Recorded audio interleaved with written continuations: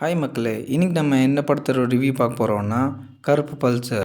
இந்த படத்தோட ஹீரோ வந்து நம்ம அட்டகட்ட தினேஷ் தான். ஸோ லப்பர் பந்து படத்த அப்புறம் தான் இது கருப்பு பல்சர் வந்து பண்ணியிருக்காரு. படத்தோட ஸ்டார்ட்டிங்கில் பார்த்தீங்கன்னா, இந்த பல்சர் வந்து எல்லாருமே வந்து கொல்லுது. இந்த ஊரில் ஜனங்க இருப்பாங்கள்ல பார்த்தீங்களா?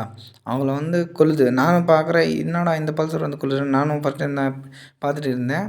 ஸோ அப்புறம் வந்து அந்த ஜல்லிக்கட்டு வந்து வின் பண்ணியிருக்காரு. யாரு? நம்ம ஹீரோ வந்து அந்த ஜல்லிக்கட்டில் வந்து வின் பண்ணி தான் வாங்கின அந்த பல்சர்.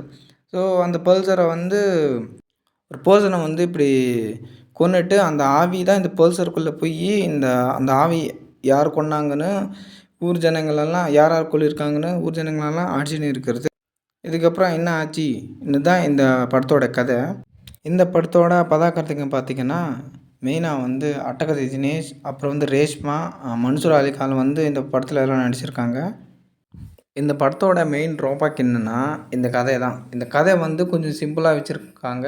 பட்டு நடிக்கிற ஆக்டர்ஸ் இருக்கட்டும், நல்லாவே நடிச்சிருக்காங்க எல்லாருமே. நம்ம மன்சூர் அலிகான் இருக்கட்டும், நம்ம ஹீரோ இருக்கட்டும், ஸோ ரேஷ்மா இருக்கட்டும், இவங்கெல்லாம் நல்லா நடிச்சிருக்காங்க.